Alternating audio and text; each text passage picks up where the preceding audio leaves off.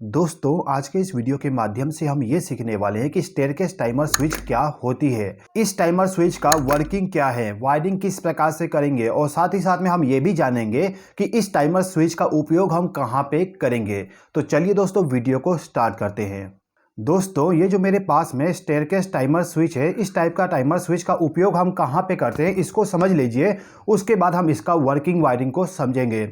दोस्तों इस टाइमर का उपयोग आप बहुत सारी जगहों पे कर सकते हैं, जैसे कि आपका कॉरिडोर हो गया, वॉशरूम हो गया, हॉल हो गया, जहां पे भी आपको केवल कुछ समय के लिए लाइट को चालू करना हो वहां पे आप इस टाइप के टाइमर का उपयोग कर सकते हो। जैसे कि हमारा स्टेयरकेस हो गया, स्टेयरकेस में जो लाइट इस्तेमाल किया जाता है उस लाइट को हमें केवल कुछ समय के लिए चालू करना पड़ता है, उसके बाद उस लाइट को हमें बंद करना पड़ता है। अब यदि आप वहां पे इस टाइप का टाइमर स्विच का इस्तेमाल कर लोगे तो जो आपका लाइट होगा उसको केवल एक बार प्रेस करके चालू कर दीजिए, उसके बाद आपका जो लाइट होगा वो ऑटोमेटिकली ऑफ हो जाएगा। ये जो टाइमर स्विच है इसका जो वायरिंग है वो वायरिंग बहुत ही अलग है, यानी कि बाकी जो टाइमर का वायरिंग किया जाता है और इस टाइमर का जो वायरिंग है पूरा का पूरा डिफरेंट है। किस प्रकार से वायरिंग करते हैं उसको समझने से पहले इस टाइमर का बेसिक चीजें समझ लेते हैं, उसके बाद हम वायरिंग करना सीखेंगे। दोस्तों ये जो टाइमर स्विच है इस टाइमर स्विच को CNC कंपनी के द्वारा बनाया गया है और इस टाइमर स्विच का मॉडल नंबर आप यहाँ पे देख सकते हो।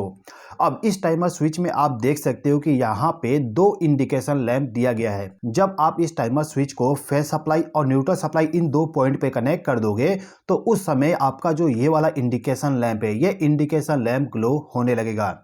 इसके बाद ये जो रेड इंडिकेशन है ये इंडिकेशन तब ग्लो होता है जब आपका जो लाइट है वो लाइट ऑन हो, यानी कि टाइमर के द्वारा यदि आपका लाइट ऑन किया जाता है तो उस समय ये वाला इंडिकेशन लैंप आपका ब्लिंक होते रहेगा। ठीक है दोस्तों, इसके बाद आपको यहाँ पे एक स्विच मिल जाता है, जिस स्विच को यदि आप ऊपर की तरफ कर दोगे तो आपका जो लाइट है वो हमेशा ऑन रहेगा, बीच में कर दोगे यानी कि ऑटो पे कर दोगे तो आपका जो टाइमर है ये टाइमर वर्क करेगा।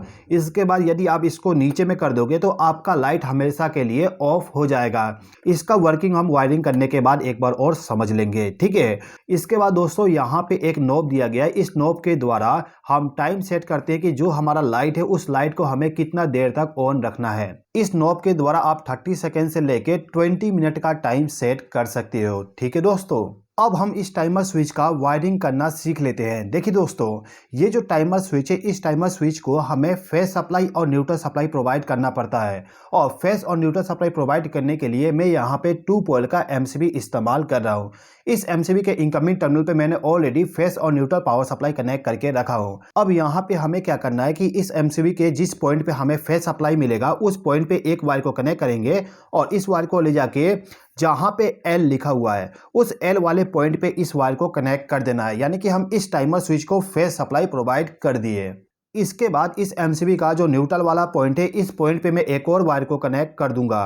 अब इस वायर का जो दूसरा सिरा होगा इसको ले जाके जो हमारा टाइमर स्विच है इस टाइमर स्विच का जो न्यूट्रल वाला पॉइंट है उस पॉइंट के साथ इस वायर को हम ले जाके कनेक्ट कर देंगे कुछ इस प्रकार से।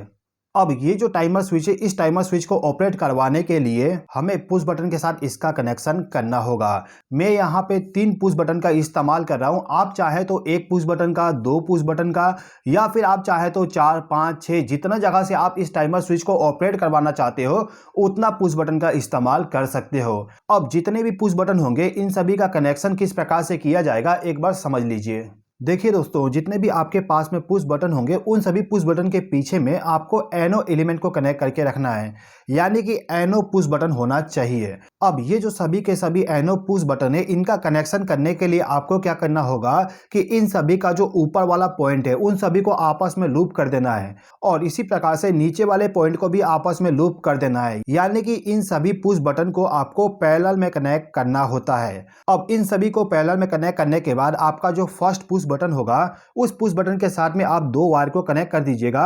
इन दोनों वायर को ले जाके हमें टाइमर के साथ कनेक्ट करना होता है। कैसे कनेक्ट करेंगे उसको समझने से पहले एक और चीज आप समझ लीजिए। देखिए दोस्तों यदि आप इस टाइमर का उपयोग आपके कंपनी में करना चाहते हो तो वहां पे आप पुश बटन का इस्तेमाल करिएगा और यदि आप इस टाइमर का उपयोग आपके घर में करना चाहते हो तो वहां पे आपको इस टाइप का जो बेल वाली स्विच होती है इस बेल वाले स्विच का इस्तेमाल करना होगा। बेल वाले स्विच का इस्तेमाल इसलिए करना है क्योंकि ये जो स्विच होता है इसको हम यदि प्रेस कर दे तो ये दोबारा वापस अपने जगह पे चला जाता है, यानी कि दोबारा रिसेट हो जाता है। यदि आप नॉर्मल स्विच का इस्तेमाल करोगे तो नॉर्मल स्विच को प्रेस करने के बाद इसको दोबारा से प्रेस करना पड़ता है वापस इसके पोजीशन पे लेके जाने के लिए, लेकिन बेल वाले स्विच का इस्तेमाल करने पे अपने आप अपने पोजीशन पे चला जाएगा। तो आपको इस टाइमर के साथ में इसी बेल वाले स्विच का इस्तेमाल करना होगा। अब यदि आप इस बेल वाले स्विच का इस्तेमाल करते हो और आपके पास में बहुत सारे बेल वाले स्विच है तो उसका कनेक्शन कैसे करेंगे समझ लीजिए। देखिए दोस्तों, आप चाहे स्विच इस्तेमाल करो या फिर पुश बटन इस्तेमाल करो, उन सभी का वायरिंग सेम होगा। आपको केवल क्या करना है कि जो स्विच का ऊपर वाला पॉइंट है, इस पॉइंट से एक वायर को ले जाके दूसरे स्विच के एक पॉइंट पे कनेक्ट कर देना होगा। इसी प्रकार से नीचे वाले पॉइंट से एक वायर को ले जाके दूसरे स्विच के नीचे वाले पॉइंट के साथ कनेक्ट कर देना होगा। यानी कि हम सभी स्विच को पैरेलल में कनेक्ट करते चले जाएंगे। उसके बाद किसी भी एक स्विच के द्वारा हम दो वायर को कनेक्ट करके ले जाएंगे, जिस वायर को ले जाके हम टाइमर के साथ कनेक्ट करते हैं। कैसे कनेक्ट करते हैं समझ लीजिए। देखिए दोस्तों, आपको क्या करना होगा कि आपने जो दो वायर कनेक्ट करके लाए थे उन दोनों में से एक वायर को ले जाके आपका जो न्यूट्रल वाला पॉइंट है उस पॉइंट के साथ इस वायर को कनेक्ट कर देना होगा कुछ इस प्रकार से। इसके बाद जो आपका दूसरा वायर होगा इसको ले जाके जो आपका टाइमर स्विच है इसका जो 3 नंबर का पॉइंट है उस 3 नंबर पॉइंट पे इस वायर को ले जाके कनेक्ट करना होगा। अब हमें केवल इस टाइमर स्विच के द्वारा लैंप को चालू करने का कनेक्शन करना है।